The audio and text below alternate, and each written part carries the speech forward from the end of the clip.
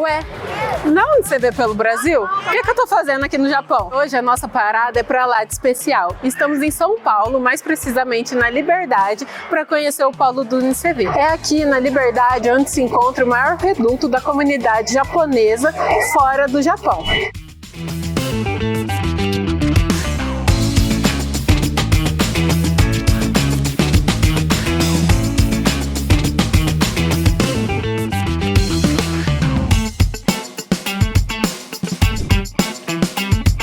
Esse polo carrega uma história de conexões, parcerias e transformação social. Quem vai nos contar mais sobre essa trajetória é a Adriana.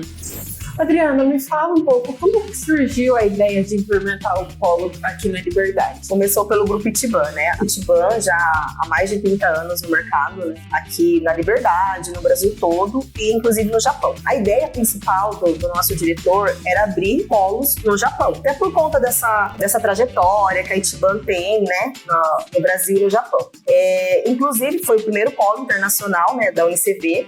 Só que para abrir foi um pouco difícil, né? Teve todo um processo para seguir, e daí no percurso eles resolveram abrir aqui também, na Liberdade, né? Porque aqui em São Paulo, né, a cultura aqui da Liberdade é bem forte, né? A cultura oriental, inclusive tem escritório da Itiban aqui. Aí foi onde a gente teve essa ideia, né? O diretor teve essa ideia de abrir aqui na Liberdade. Durante todo esse processo, o Polo da Liberdade aqui no Japão já está há mais de 5 anos, e queria saber como que foi, quais foram os principais desafios, porque assim, são culturas muito diferentes, né? Tanto lá no Japão, como aqui a rotina, as pessoas às vezes também. Quais foram os maiores desafios para você? Olha, Isa, vários desafios, né? Assim, primeiro, o desafio da minha gestão. Eu sempre trabalhei na área da educação. Quando eu fui convidada para encabeçar esse projeto, eu trabalhava em sala de aula, né? E assim, o desafio começou por aí. De eu sair ali da minha zona de conforto, né? E com a cultura, né? O choque de realidade de cultura, primeiro foi da minha pessoa, né? Porque eu, como dá para ver, não sou oriental, né? E também São Paulo. Porque como eu venho de uma cidade pequena, né? Maringá, São Paulo é muito grande. Então aqui o prospectar é diferente também, né? A gente tem polos lá no Paraná. E daí a gente foi aqui conhecendo o território, conhecendo a Liberdade, conhecendo as pessoas, fazendo parceria e enfrentando esses desafios, né? Eu falo que nunca acaba também, né? A gente dia a dia aí continua enfrentando, só que hoje com um pouquinho mais de facilidade, né? São diversas outras atividades Sim. que são compostas aqui. Como que é essa rotina? A gente já recebeu aqui alunos para fazer o exame de proficiência, né, da língua japonesa, só por nível de conhecimento, ou que às vezes nem é de uma família oriental, só pelo interesse de conhecer mais a cultura, de conhecer a língua, né? E a gente já recebeu várias autoridades do Japão, né? Já recebemos a TV japonesa, já recebemos o presidente das escolas brasileiras lá do Japão. Por o grupo Itiban ser um grupo muito forte lá no Japão, isso facilitou para nós a faculdade, né? Levar o UniCV para lá. E aqui é a nossa sede aqui na Liberdade. Então hoje a gente recebe tanto alunos do Japão, já aconteceu de alunos iniciar o curso conosco aqui, no nosso polo Liberdade, e concluir e terminar lá no Japão. Então essa ponte, né? Não tem como a gente falar do São Paulo Liberdade, do nosso polo, sem falar do Japão, não tem como falar do Japão sem falar do São Paulo Liberdade. Eles estão conectados ali. Eu aposto que durante esses 5 anos você já conheceu histórias incríveis de alunos, as alunos que a gente conheceu também durante essa nossa visita. Tem alguma que te marcou mais também, que você se lembra com carinho? Como que foi? Então, Isa, tem várias histórias, né?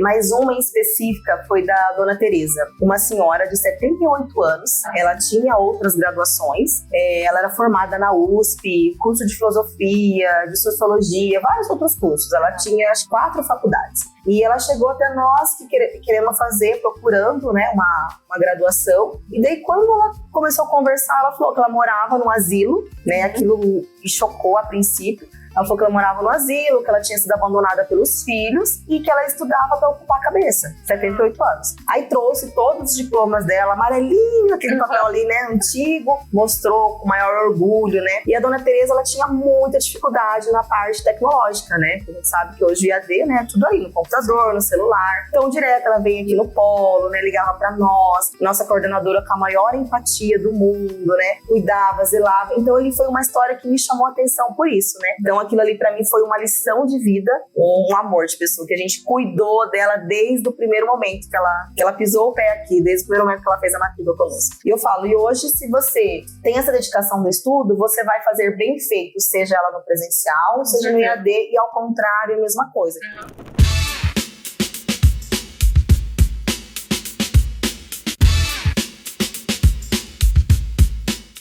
É claro que um polo tão cheio de vida também guarda histórias incríveis de quem escolheu trilhar novos caminhos através da educação.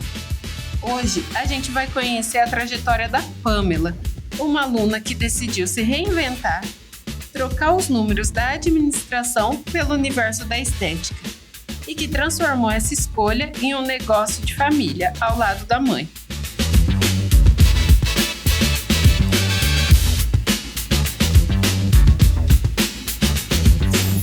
Eu queria entender mais ou menos essa sua trajetória, para você me contar como que você iniciou nessa área da beleza e por que depois decidiu fazer esse curso de estética.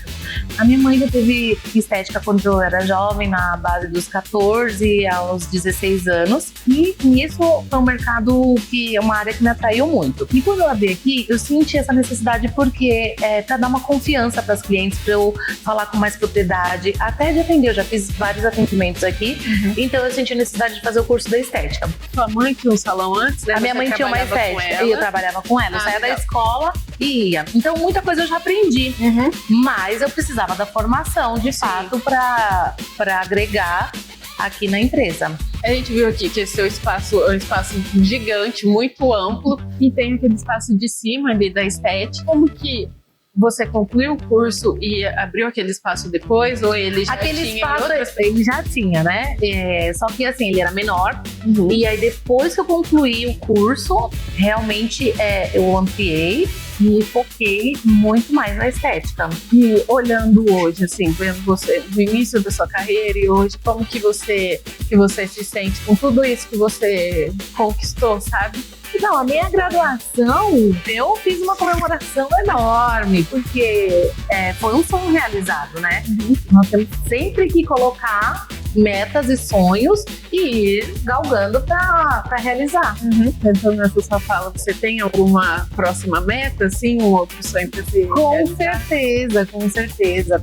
Como eu disse, não pode parar o mercado, ele é voraz, você tem que acompanhar o tempo inteiro. Então eu quero sim fazer mais uma pós-graduação, com certeza.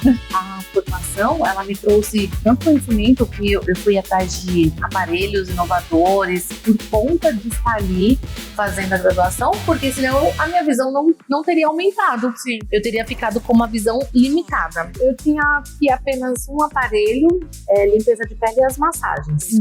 Com o curso, aumentei para peeling facial, comprei aparelhos de radiofrequência facial, aparelhos para celulite, gordura localizada, criofrequência, aquele que congela gordura, um aparelho com laser que penetra 6 camadas de gordura e pós-operatório, comecei a trabalhar com pós-operatório.